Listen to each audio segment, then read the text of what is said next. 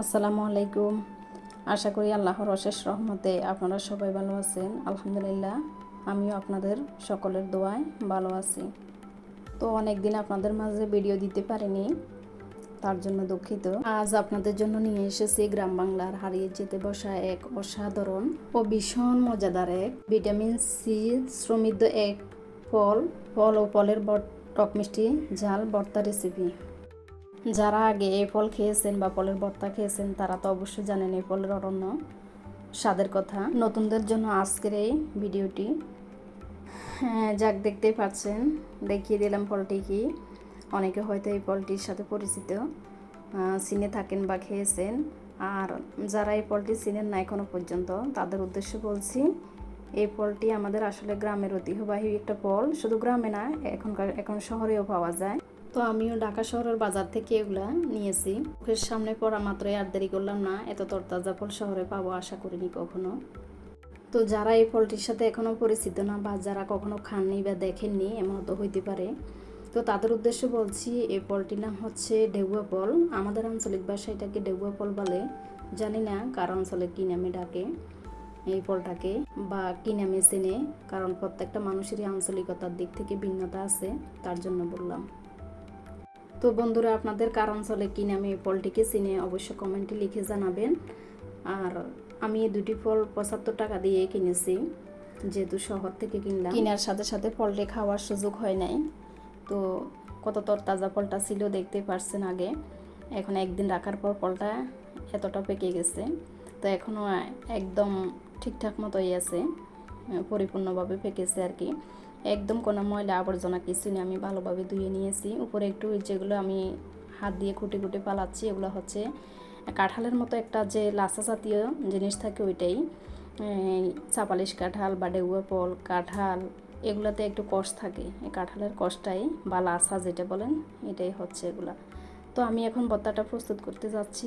ভর্তাটা আসলে আমাদের অঞ্চলে এইভাবে খাওয়া হয়, শুকনো মরিচ আর লবণ, আর যদি থাকে একটু বিট লবণ, এতটুকুই এটা তৈরি করতে লাগে।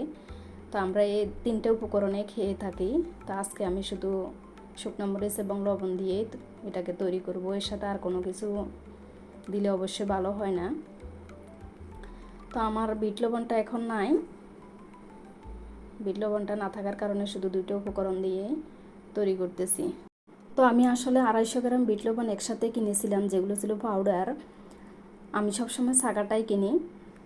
দোকানদারের পরামর্শে আমি পাউডারটা কিনতে গেলাম, বললো ভালো হবে, কিন্তু বাসায় আনার পর দেখলাম বিট লবণের সাথে লাকড়ি চুলার ছাই মেশানো।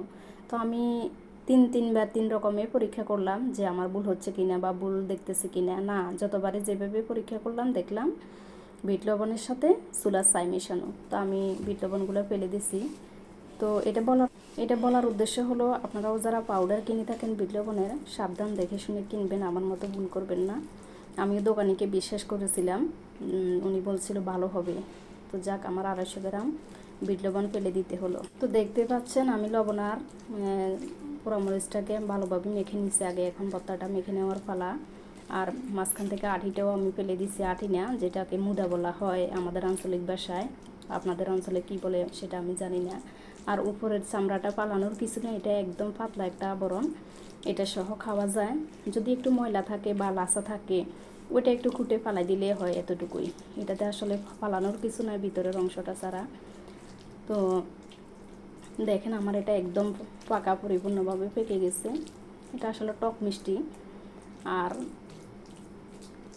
অনেকে আবার এটা খাইতে চিনি মিশায় এটার সাথে, বা রসুন থেতো মিশায়, কিন্তু আমার কাছে শুধু পোড়ামরিচটা দিয়েই ভালো লাগে। পোড়ামরিচ লবণের বাহিরে কোনো কিছুই মনে হয় যে এটার সাথে মানানসই হয় না।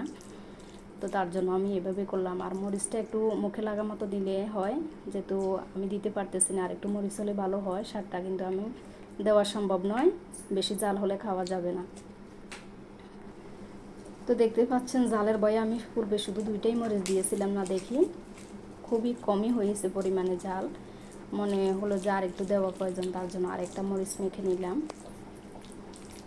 আমার মেয়ে খাবে তো, তো বাচ্চারা তো আর অনেক বেশি জাল খাইতে পারে না, সেজন্য সাবধানতা অবলম্বন করে দিলাম। তো এখন ঠিক আছে, যে পরিমাণ দিলাম সবাই খেতে পারবে। তো আমি একটা ফল দেখছেন তার থেকে আমি একটা ফল মেখে নিয়েছি, একটা ফলের ভর্তা এতটুকু হয়েছে। তো এই ফলটা শুধু আসলে খেতে যে স্বাদ তাই না, এটাতে ভিটামিনও রয়েছে। একদিকে এটা ভিটামিন সি জাতীয় ফল এবং এটাতে ফাইবার বা আঁশ জাতীয় উপাদানও বিদ্যমান। তো আমি এটার বিচি সহ খেয়ে ফেলতেছি। দেখেন এটার বিচি খাইলে কোনো সমস্যা হয় না। অনেকে আবার চুষতে তারপরে এটাকে ফেলে দেয়, কিন্তু আমরা ছোটোবেলা থেকে এভাবে খেয়ে আসছি। এটার ছোট্ট একটা বিচি, এটাতে পেটে কোনো সমস্যা হয় না, তাই তো আমি এটা সহ খেয়ে ফেললাম। তো যারা খান না এই ফলটি বা এর ভর্তাটি, তারা অবশ্যই এভাবে একবার ট্রাই করবেন। খুবই স্বাদ এই ফলের ভর্তাটা। তো আমি আমার মেয়েকে দিয়ে দিলাম। আমরা যখন ছোট ছিলাম, গ্রামে ছিলাম, এক একটা সিজনে যে কতবার যে ফলটা খাওয়া হতো আসলে তার কোনো হিসাব নাই। তো এখন তো আসলে এগুলা সচরাচর তেমন একটা পাই না, তার উপরে থাকি শহরে। তো এখন তেমন একটা খাওয়া হয় না, হাতের কাছে পাওয়া মাত্র আসলে মন চাইল যে না এই ফলটা কিনে নিই। আর অনেক সময় পাইছি কিন্তু এত তরতাজা না, এত ফ্রেশ পাই নাই, তার জন্য নেই কখনো। তো যাক, ভাবলাম যে আপনাদের উদ্দেশ্যে এটার একটা ভিডিও করে দেই। তো বন্ধুরা, আমার ফলের ভর্তাটা কেমন হয়েছে অবশ্যই কমেন্ট করে জানাবেন। আর ভালো লাগলে আমার চ্যানেলটি সাবস্ক্রাইব করবেন, পাশে থাকবেন, আমাকে সহযোগিতা করে যাবেন। আপনাদের কাছে আমার এই প্রত্যাশা।